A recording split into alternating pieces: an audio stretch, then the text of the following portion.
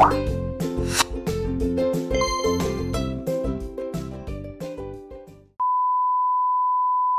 guys and welcome to my YouTube channel. So ang video natin ngayon ay isa itong babala para sa mga may balak pumunta at magtrabaho dito sa Italy sa pamamagitan ng tinatawag na direct hire or FLUSI para sa taong 2026. So noong inilabas ng gobyerno ng Italia na nagbukas na ang kanilang direct hire or FLUSI para sa taong 2026, kasabay din ito, lumabas ang maraming fake news, scam tungkol dito. Naglabasan ang mga ganitong uri ng fake news at scam lalong-lalo na sa Facebook at yung sa mga grupo ng mga naghahanap ng trabaho na gustong magtrabaho abroad, especially kung gusto nilang magtrabaho dito sa Italy. So halimbawa ng mga fake news or scam ay kagaya nito. Kagaya nito at ito. Tingnan natin yung isang post na nakita ko. So, yung halimbawa nito, ito ay makikita sa overseas or OFW, overseas Filipino. At yung nag-post is ni Naim Khan. Ganyan. I don't know kung Pinoy yan or whatsoever. At nakalagay sa caption niya, hiring 2K25 to 2K26, 2065, age limit daw, yan daw yung limit ng edad. Apply po, so may link na nakalagay. Fourth batch hiring farm workers, gender male and female. Again, may naka-attach na link. So tignan natin yung photos na nakalagay. Apply po, mag-cleaner ka na lang para madali ka lang makapunta dito sa Italy. Pwede kita i-rater sa no age limit. So, putol yung post, hindi kumpleto ang detalye.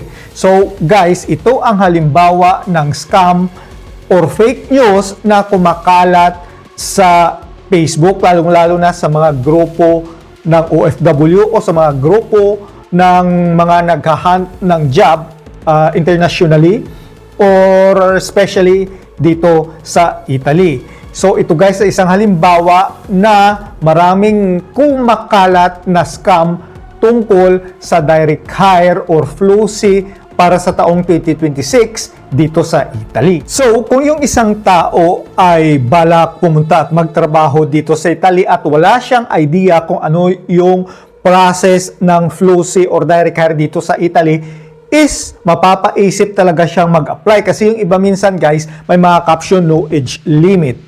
Libre lahat, lalaki, babae, wala kang gagastusin, basta i-click mo lang yung link na naka-attach sa post at doon tutulungan ka nila para maghanap ng trabaho dito sa Italia, which is hindi po yan guys totoo. Sinabi ko na sa mga nakaraang vlogs ko na kung gusto nyong makapunta dito sa Italy is hindi siya madaling proseso kasi nga kailangan nyo talagang maghanap ng employer dito sa Italy na magre-request sa inyo. Guys, hindi ibig sabihin na kapag ang isang employer ay nakapag pre-compilation is okay na yung sitwasyon or ma-hire na niya agad yung empleyado na gusto niyang papuntahin dito sa Italy. Hindi ho ganyan kadali kasi pag-submit yan ng employer is re-reviewin pa yan kung yung trabaho ba na kailangan niya ng empleyado is pasok yan sa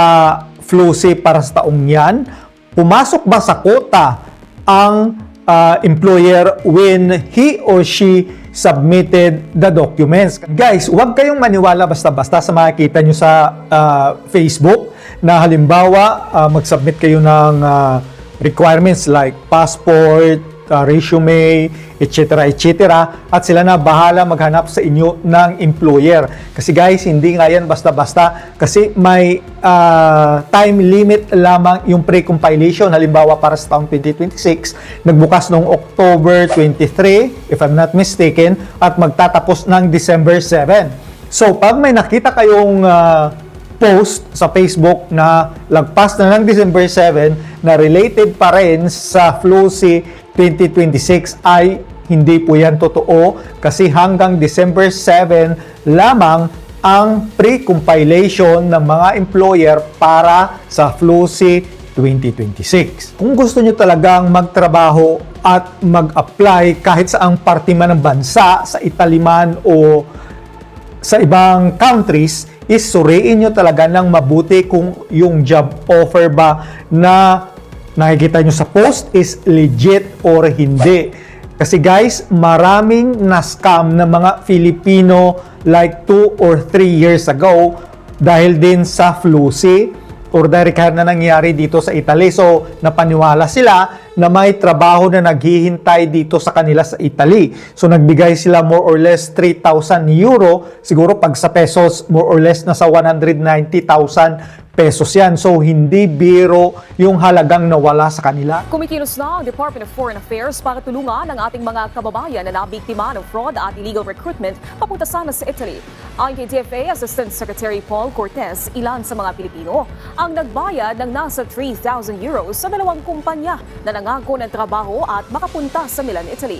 Nagbigay umano ang kumpanya ng mga pekeng dokumento. Nakipag-ugnayan na ang kagawaran sa mga nabiktimang Pilipino para pag-aralan ang mga kasong ihahain sa mga illegal recruiter. We're working on both ways to file a criminal case doon sa Italy, to file din a case dito sa Pilipinas. But of course, all of that has to be coordinated. We need all the evidences po para makuha po natin to file an appropriate case both in Italy hopefully and dito sa Pilipinas. Yun na nga yung nangyari sa kanila guys. So, of course, sino ba naman ang hindi gustong pumunta at magtrabaho dito sa Italy? Siyempre, Europe yan. May inganyo ka talaga, especially kung wala kang idea kung ano yung processing sa FLUSI or direct hire na nangyayari dito sa Italia taon-taon. So, para hindi kayo mabiktima, kagaya ng mga kababayan natin guys, isuriin nyo talaga ng mabuti kung yung job offer na nakikita nyo sa mga social media is legit ba yan or hindi, para hindi kayo mabiktima ng mga scam at hindi kayo mawalan ng malaking halaga ng pera na inyong pinaghihirapan. In case na makakita kayo ng trabaho, may nag-offer sa inyo at nagdududa kayo, ito ba ay scam, fake, legit, or anuman, ang gawin nyo is pumunta kayo sa website ng www.lavoro.gov.it. Yan ay website ng Ministry of Labor and Social Policies dito sa Italy, or www.interno.gov.it. Yan naman ay website ng Ministry of Interior dito din sa Italy.